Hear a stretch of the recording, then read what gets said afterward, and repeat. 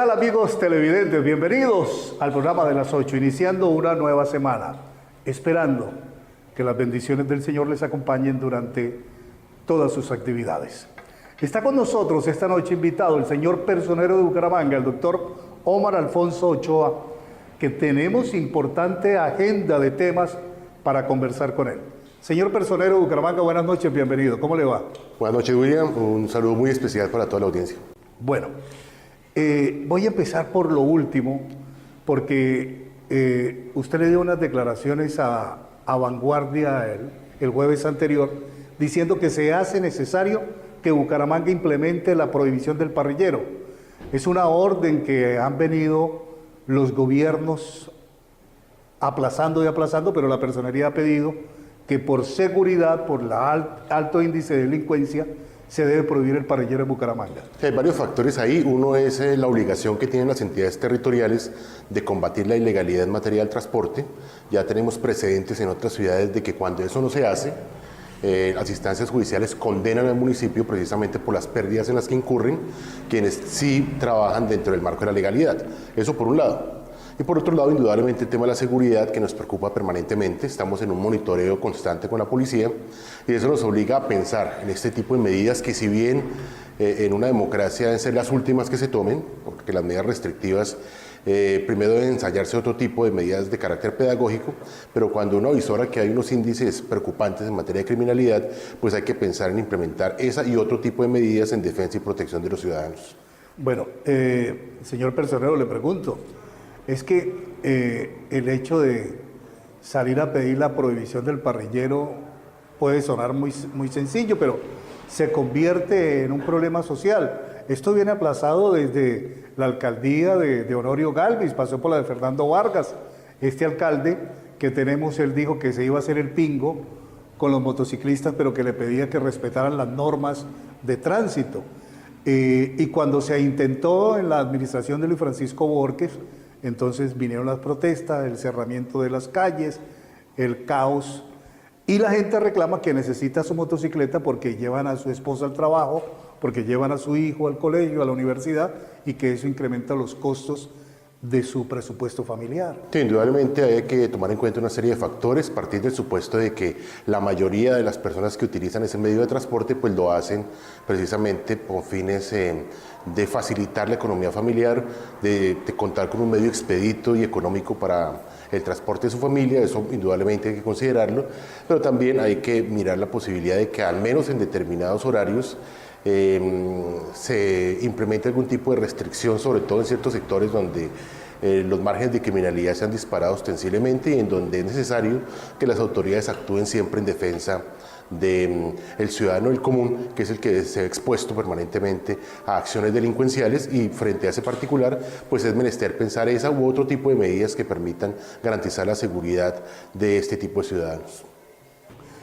Le entiendo, señor personero, entonces usted lo que está planteando es que en ciertos horarios y ciertas zonas de la ciudad de Bucaramanga, como quiere implementar Bogotá, que son algunas avenidas, haya esa restricción para el parrillero. ¿No sería en toda la ciudad? No, claro, tendría que ser focalizado a algunos horarios específicos, algunas zonas en particular, porque entendemos que no se le puede causar tampoco un perjuicio a la ciudadanía en lo que tiene que ver con partir del supuesto de que la mayoría de personas que utilizan este medio de transporte pues lo hacen para desplazarse a sus trabajos, para llevar a sus hijos al colegio, y pues en general pues no, la idea no sería generar un traumatismo para esa mayoría de ciudadanos, pero sí focalizar esas zonas donde se ha detectado la mayor presencia de actos delincuenciales y buscar algún tipo de medida de protección frente a los ciudadanos que han sido víctimas de hechos punibles en ese tipo de sectores.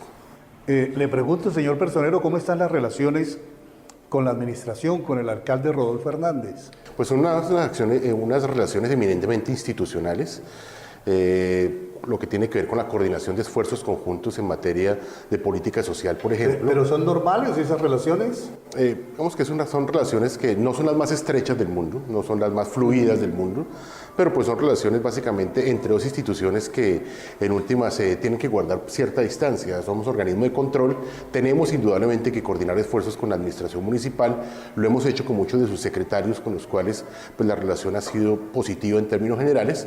No es una relación demasiado cercana, pero en la medida de las posibilidades, la personería siempre está dispuesta a apoyar iniciativas que favorezcan a la ciudadanía, que sean propias de la administración, y de parte nuestra también solicitar el apoyo en lo que tenga que ver con la multiplicidad de funciones que tenemos aquí. Le hago la pregunta, señor personero, porque esta semana, y le hago la pregunta como ciudadano del común, ni como periodista, ni interesado en ningún tema político, sino como ciudadano del común, le leí unas declaraciones suyas en las que hacía una denuncia que dice: el PAE en Bucaramanga no tiene interventoría, sino tiene es una supervisión.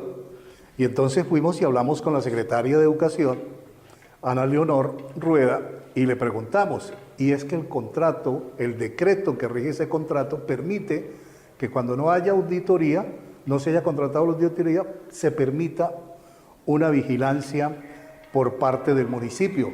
Entonces uno dice, o el personero no está enterado del tema, o aquí hay otra cosa en el trasfondo.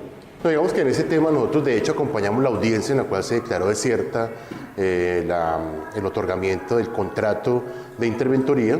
El llamado que hemos hecho es a que se actúe con mucha celeridad en materia de si hay que reiniciar ese proceso, hacerlo muy rápidamente, porque es que la razón de ser de este tipo de contratos tan técnicos es que exista no la supervisión corriente que uno tiene en cualquier tipo de contratos, que eso es posible desde el punto de vista legal, pero dada la experticia técnica, la especificidad de los temas que se manejan a nivel de la alimentación, es necesario tener una firma especializada en esa materia. No es lo mismo que usted tenga el funcionario que ordinariamente maneja cientos de contratos como supervisor, a que tenga una firma especializada en materia de velar por la calidad en la prestación del servicio alimenticio. Por eso la preocupación es que muy rápidamente surtamos el trámite administrativo necesario para efectos de adjudicar ese concurso de méritos y que sea una firma experta en la materia la que entre a velar por el interés general de nuestros niños, niñas, jóvenes y adolescentes en materia del suministro de la alimentación en los diferentes establecimientos educativos de nuestro municipio. En el entretanto, es cierto que la ley permite que haya supervisores, pero esos supervisores no tienen la misma experticia ni la misma capacidad y experiencia que puede tener precisamente una interventoría especializada. Esa es la razón de ser de ese proceso y por eso pedimos la mayor celeridad en materia de la adjudicación de ese concurso de méritos. Sí, se debe cumplir con toda la reglamentación, pero igualmente la administración del PAE en Bucaramanga ha sido uno de los más destacados, no solamente del departamento, sino a nivel nacional. Permítame, señor personero de Bucaramanga y amables televidentes, pasamos a presentar Gente Saludable con el aporte de FCB y continuamos para hablar del tema de los venezolanos, del tema de la salud que tanto preocupa por estos días. Volvemos. Buenas noches, mi nombre es Elio David Rueda Cadena, médico ortopedista, especialista en rodilla y trabajo aquí en el Hospital Internacional de Colombia, HIC. Quiero contarles de un caso que operamos esta semana, que es el primer caso en Colombia que se hace un reemplazo de rodilla con prótesis antialérgica. Esta prótesis hecha en Alemania de Ausculach, se llama Columbus SA, o sea, de superficie avanzada. ¿Qué ventajas tiene esta prótesis? Que tiene 7 capas y las últimas capas son de un metal que es antialérgico, circonio, y la última capa es de cerámica. Esta técnica, prácticamente la técnica en sí es la misma que un reemplazo de rodilla del común que hacemos todos los días. Lo que cambia es el recubrimiento de la prótesis. La indicación, esa prótesis se diseñó en el 2007 en Alemania para pacientes alérgicos y últimamente se ha visto en pruebas mecánicas in vitro que la duración de la prótesis es más que con las prótesis convencionales. Y eso debido al recubrimiento que tiene de cerámica y le da más conformidad al paciente y más durabilidad de la prótesis. Porque normalmente una prótesis dura entre 10, 15 años y lo que esperamos con este tipo de prótesis es aumentar la durabilidad 20, 30 años. Es bueno aclarar que en vivo pues no hay estudios de ningún tipo de prótesis ni otra marca por el tiempo tan corto que se lleva. Todos los estudios son in vitro, pero es muy prometedora, sobre todo para pacientes que tienen artrosis muy marcada y son muy jóvenes, pacientes menores de 60 años, yo he operado pacientes de 49 años, uno de 29 años por un tiro de fusil en la rodilla, y lo que uno les puede brindar es más longevidad a su prótesis para que tengan una mejor calidad de vida y ojalá sea la última cirugía que se les realice. Bueno, los reemplazos totales de rodilla, lo ideal es hacerlos en un hospital que le brinde a uno las garantías de calidad, de menos riesgo de infección, y por eso he escogido operar en el Hospital Internacional de Colombia, ya que tenemos salas de cirugía amplias con cámara de flujo laminar, tenemos puertas herméticas y tenemos una disciplina donde manejamos los protocolos internacionales para el manejo del paciente, tanto preoperatorio y posoperatorio, y eso nos ha llevado a tener una buena tasa o sea, 0 tasa de complicaciones, y la tasa de infección, la verdad, es muy baja en esta institución. Ese es el motivo por lo cual opero en este hospital. Bueno, el Hospital Internacional de Colombia es un hospital que, como ustedes han oído, se hizo pensando no en el momento, sino o sea, presente y futuro. Este hospital pues tiene las puertas abiertas, a mí me las abrió, y tiene las puertas pacientes a los pacientes, y la verdad pues lo recomiendo por la garantía que me da, la tranquilidad, y yo pienso que el éxito de una cirugía y el éxito de que el paciente se sienta satisfecho y no tenga complicaciones es operar en hospitales como el Hospital Internacional de Colombia. Cuenta para los pacientes que requieran de Santander, están abiertas las puertas. Tenemos acá el servicio de urgencias, el más grande a nivel nacional, y con médicos urgenciólogos especializados en urgencias, y se cuenta con una gran calidad humana y un buen servicio. En el programa de las 8, una breve pausa y regresamos.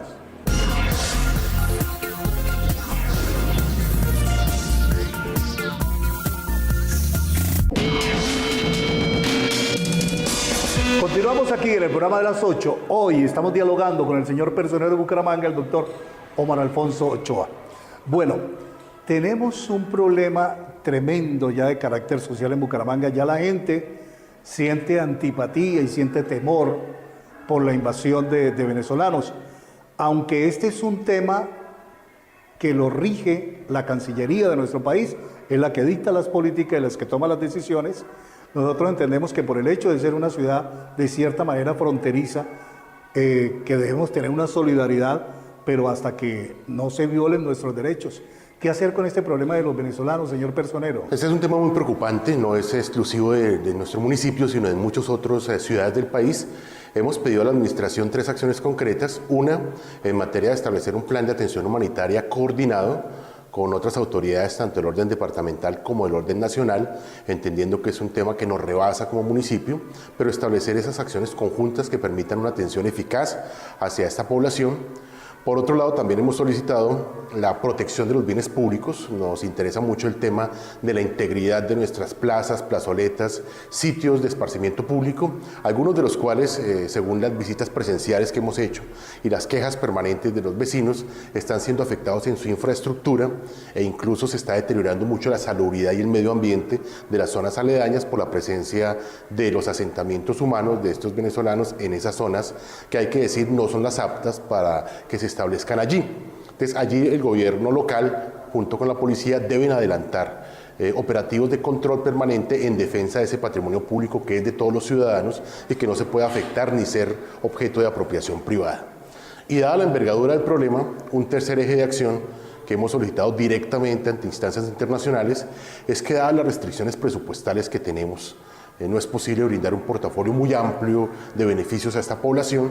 Es urgente la intervención de entidades tales como ACNUR, de la Organización de Naciones Unidas, tales como la OIM, la Organización Internacional para las Migraciones, y en general la cooperación internacional, que por un lado cuentan con una experiencia muy valiosa en materia de la atención de este tipo de fenómenos en otras latitudes, pero también por otro cuentan con el músculo financiero que no tiene el municipio, no tiene el departamento, hay que decirlo, pues la nación tampoco, por las restricciones presupuestales que existen para enfrentar un problema de esta magnitud. Creo que hay que, en esos 3 frentes de acción, trabajar mucho.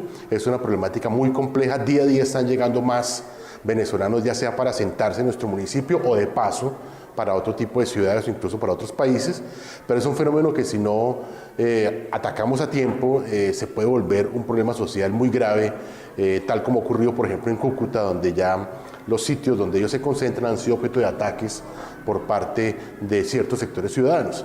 Si no queremos llegar allá, si no queremos generar unos sentimientos de xenofobia que no son sanos, porque en últimas pues se trata de un país vecino que amerita todo nuestro apoyo, que reivindicamos sus derechos, pero también hay que defender los derechos de nuestra ciudadanía bumanguesa cuando sean afectados por ese fenómeno.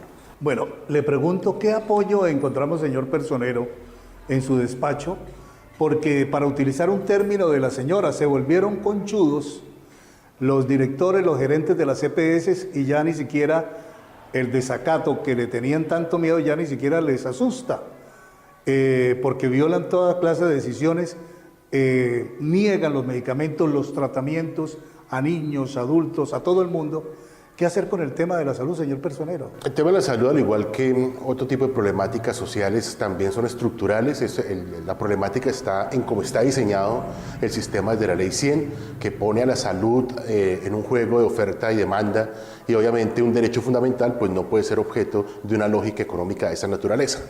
Pero ya con la existencia de ese marco y con los problemas que cotidianamente enfrentamos, como Ministerio Público somos los garantes de que aquellos ciudadanos que se ven abocados permanentemente a negativas en el suministro de medicamentos, a negligencias en materia de procedimientos que ya han sido prescritos por los médicos tratantes, utilizar los mecanismos que la ley está brindándonos para exigir el cumplimiento de los derechos de los ciudadanos. Ahí tenemos los derechos de petición, tenemos las tutelas, tenemos los incidentes de desacato. Infortunadamente, como usted lo señala, en muchas ocasiones ya se volvió casi que usual dentro de los procedimientos internos de las EPS, que hasta cuando un juez de la República no lo ordena vía tutela o un desacato con arresto para los representantes legales, pues no cumplen con las obligaciones que les corresponden.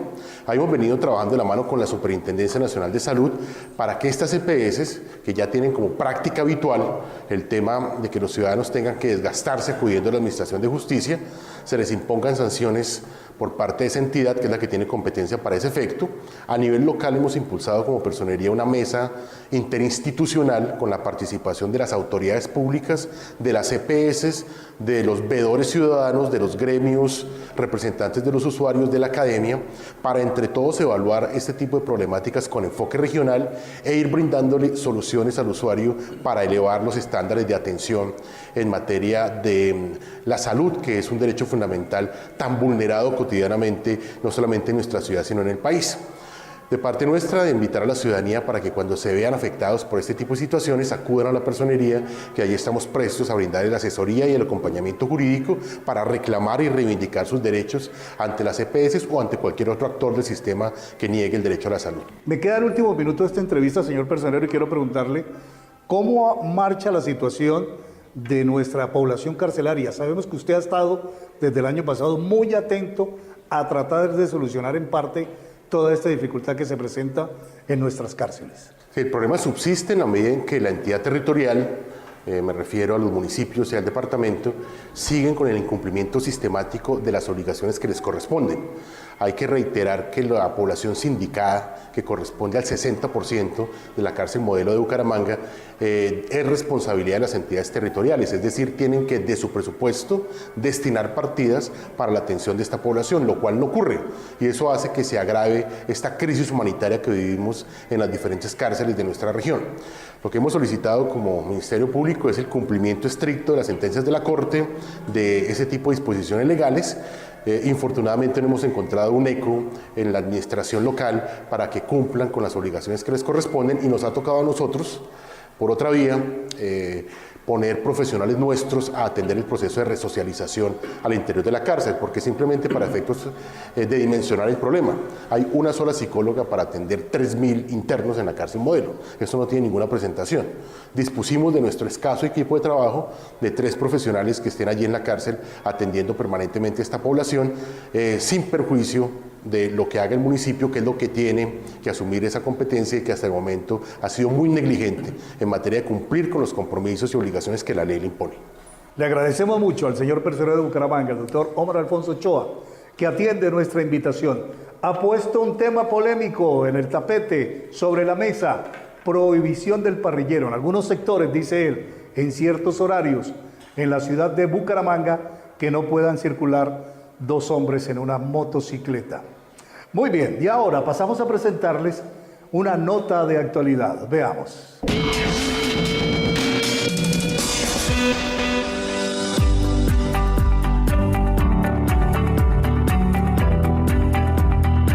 Por fin, el pavimento después de 50 años de abrirse el carreteable está llegando al municipio de California.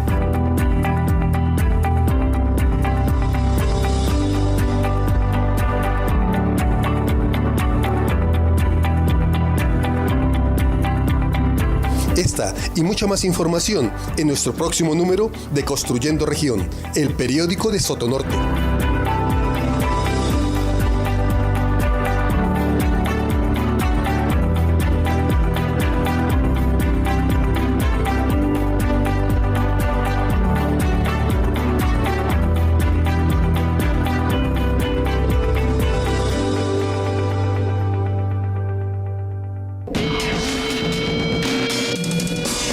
Es el momento de hacer una breve pausa en el programa de las 8.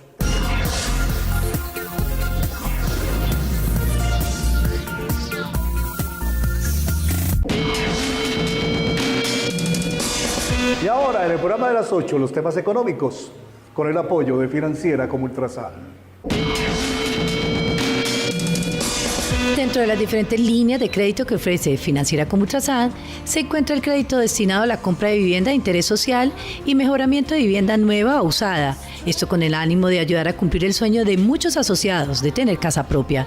Queremos contarle que Financiera como Ultrasan, en alianza con Findeter, tiene una línea de crédito destinada a financiar la compra de vivienda de nuestros asociados y aquellas personas que se vinculen a la cooperativa. ¿Cuáles son los beneficios de esta línea? Una persona desde un salario mínimo tiene la posibilidad de acceder a esta línea de crédito. Nosotros financiamos hasta 10 años de plazo. La cuota va a ser fija durante los 10 años de ese plazo. La tasa de interés es supremamente económica.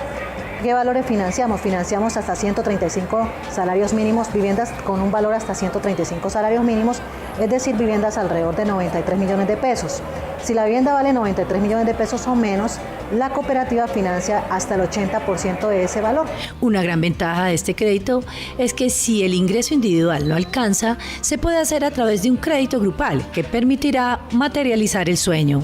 Si el valor de la cuota no alcanza para cubrir el valor del ingreso no alcanza para cubrir la cuota, usted puede hacer una agrupación familiar. Es decir, si está su esposa trabajando, sus hijos trabajando, entre todos podemos participar en ese crédito grupal y aportar los ingresos para que de ese ingreso familiar se calcule una capacidad de pago. Eso es algo muy importante que le da la facilidad a la persona de poder acceder a esta línea.